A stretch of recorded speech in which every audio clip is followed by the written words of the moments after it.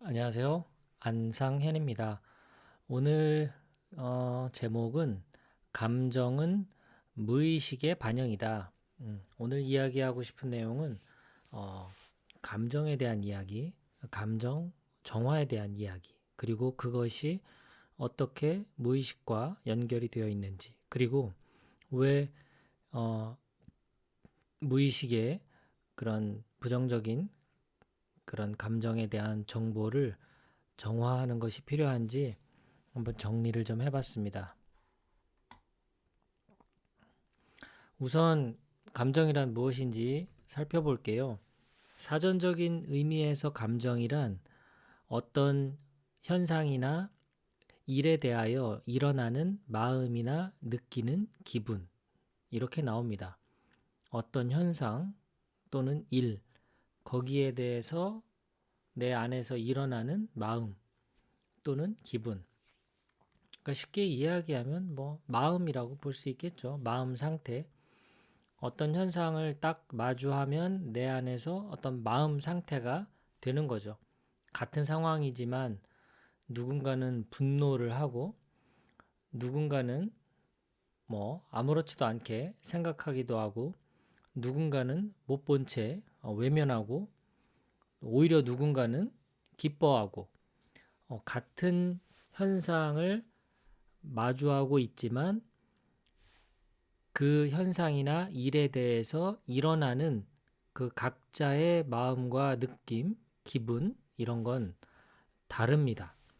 그런 것들을 우린 감정이다 이렇게 이야기하죠. 결국 내가 마주하는 그 어떤 현상이나 일에 대한 나의 그런 의식의 결과물들이 쌓입니다. 그러니까 이 현상들에 대해서 내가 어떻게 생각을 하고 또 어떤 의견을 갖고 또 그 현상들을 내가 또 어떻게 경험하고 이제 그런 것들이 결과물들이 저한테 점점 쌓여요. 그러면 그 쌓인 것들이 이제 무의식의 자리를 잡습니다. 이제 모든 어떤 우리가 그 오감을 통해서 들어오는 모든 정보들을 이렇게 다 의식적으로 컨트롤할 수가 없거든요. 우리의 뇌는 굉장히 효율적이고 효과적으로 움직이려고 하기 때문에 자기가 가지고 있는 그 에너지를 가장 효율적인 방법으로 운영하거든요. 그렇기 때문에 대부분의 정보들, 경험이나 기억들, 정보들은 이제 무의식적으로 자리를 옮겨가고 우리 의식에 남는 그 기억들은 점점 많아지지 않아요. 왜냐하면 이제 다가오는 상황들을 처리해야 되니까요. 자, 그렇게 이제 무의식에 자리를 잡는데 이 내가 이 지금 현상을 받아들이는 나의 그런 현재 의식에서 긍정적으로 이 결과물들을 쌓기도 하고 부정적으로 이 결과물들을 쌓기도 해요. 이거는 내가 의식적으로 처리할 수도 있는데 또 대부분은 나의 무의식에 또 영향을 받아서 나도 모르게 무의식적으로 처리해 버려요. 그래서 긍정적으로 쌓기도 하고 부정적으로 쌓기도 하는데 대개 우리는 긍정적인 사람들, 어떤 낙관적인 사람들을 만났을 때 알아볼 수 있는 건 그들이 현상을 처리할 때 긍정적인 결과물로 처리하는 걸 많이 보게 되고 좀 부정적이고 낙관적이지 않은 그런 분들을 만났을 때에는 그런 분들이 현재 상황을 부정적인 결과물로 처리하는 것 과정을 많이 보게 되죠. 결국 그러면 감정은 어떤 현상이나 일에 대해서 일어나는 나의 마음이고 기분인데 이런 것들이 쌓이고 쌓여서 무의식의 자리를 잡아서 다시 이제 시간이 지나서 어떤 현상이나 일을 또 대할 때 거기에 내가 어떻게 반응하느냐는 내 무의식의 반응으로 나타나는 겁니다. 그러니까 누군가는 화를 내고 누군가는 화를 내지 않고 또 누군가는 모른 채 외면하고 누군가는 또 즐거워하고 누군가는 또 아무렇지도 않게 생각하고 이런 모든 감정이라는 것은 내 무의식의 반응이다라고 정리를 할 수가 있는 겁니다. 그렇다면 나의 이 감정을 그러면 어떻게 컨트롤할 것이냐? 사실 컨트롤이 되지 않죠. 감정이 뭐 내가 올라와라 한다고 올라오고 올라오지 마라라고 한다고 올라오던 감정이 사라지지는 않습니다. 감정은 나도 모르게 항상 올라오는 거예요. 이건 나의 영역이 아닙니다. 이건 신의 영역이기 때문에 감정이 올라오면 이 올라온 감정에 어떻게 반응할 건지는 내가 어느 정도 선택할 수 있어요. 화가 난다고 주먹부터 내지를 수도 있고, 화가 나지만 참을 인자를 쓰며 그 화를 잠재울 수도 있는 것이죠. 올라오는 감정은 컨트롤할 수 없지만 이 감정을 어떻게 반응할지, 액션할지는 내가 선택할 수 있다. 자, 그렇다면 이 올라오는 감정들은 어떻게 컨트롤할 것이냐? 그것이 바로 무의식의 정화 과정인 셈입니다. 이 올라오는 감정들에 대해서 부정적인 감정보다 긍정적인 감정 상태로 전환하기 위해서는 무엇을 가장 먼저 해야 되느냐? 바로 무의식의 정화 작용입니다. 부정적인 무의식의 정화라고 해야 되겠죠. 나의 기억 속에 자리 잡고 있는 그 수많은 부정적인 정보들, 그 정보들을 어떻게 정화할 것이냐. 이것이 지금 내 감정을 컨트롤하는 가장 효과적인 방법입니다. 그러면 감정 정화하는 방법은 뭐 다양한 방법이 있는데요. 내가 정화가 됐다라는 건 무슨 뜻이냐? 그 과거에 안 좋았던 그 기억에 대해서 어, 누군가가 또 그 기억을 끄집어내겠죠.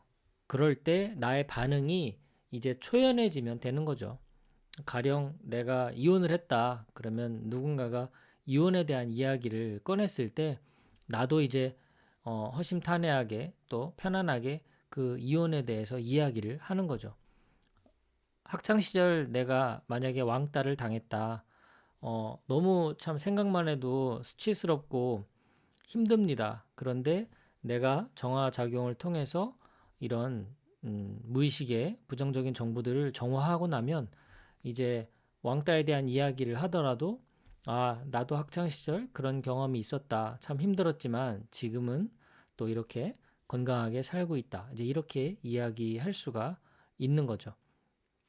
그래서 지금의 내 현재 감정을 컨트롤하기 위해선 반드시 부정적인 무의식의 정보들을 정화를 해야 됩니다. 감정은 그래서 결론을 말씀드리자면 감정은 이 나의 쌓여있는 무의식의 반영입니다. 그렇기 때문에 먼저 부정적인 무의식을 정화를 하면 할수록 긍정적인 감정 상태를 만들 수 있는 힘을 갖게 되고요. 결국 긍정적인 감정 상태를 내가 만들어낼 수 있는 그런 기회들이 많아진다는 건 내 안에 긍정의 그런 마인드가 세팅이 된다는 겁니다.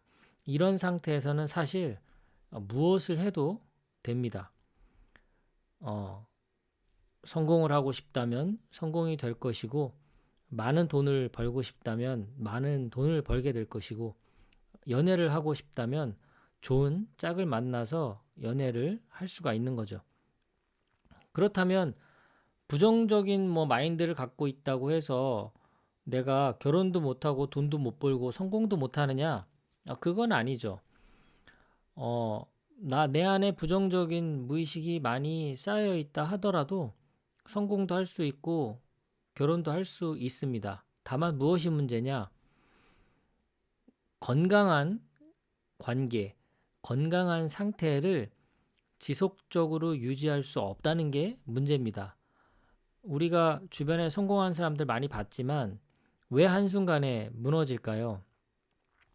어제까지도 그렇게 잘 나가던 사람이 왜 오늘 자취를 감추는 걸까요? 그 이유는 이 부정적인 무의식을 정화하지 못했기 때문에 그 수많은 그런 유혹으로부터 벗어날 수가 없게 됩니다. 그래서 결국은 뇌물 사건에 연루가 되든 어떤 스캔들과 연루가 되든 성공도 하고 돈도 많이 벌었지만 그 상태가 유지되지 못하고 어떤 사건을 계기로 해서 이제 모두 잃고 마는 상태가 됩니다. 그렇기 때문에 긍정적인 마인드 상태를 만드는 것이 그것이 가장 중요하고요. 그 상태에서는 무엇을 해도 다 됩니다. 다만 시간의 차이가 있을 뿐이죠. 누군가에게는 1년 안에 좋은 소식이 날아들 수가 있고 또 누군가에게는 좀 더 시간이 많이 소요가 돼서 10년 뒤에 좋은 소식을 접할 수도 있는 겁니다. 결론적으로는 죽기 전에 다 된 거죠. 그래서 오늘은 감정은 무의식의 반영이기 때문에 반드시 부정적인 무의식을 정화를 해야만 그래야 내가 바라고 원하는 것들을 내가 얻을 수 있다라는 부분을 말씀드렸습니다. 네, 오늘도 끝까지 또 들어주신 여러분 진심으로 감사드리고요. 남은 하루도 평온한 시간이 되시길 바랍니다. 고맙습니다.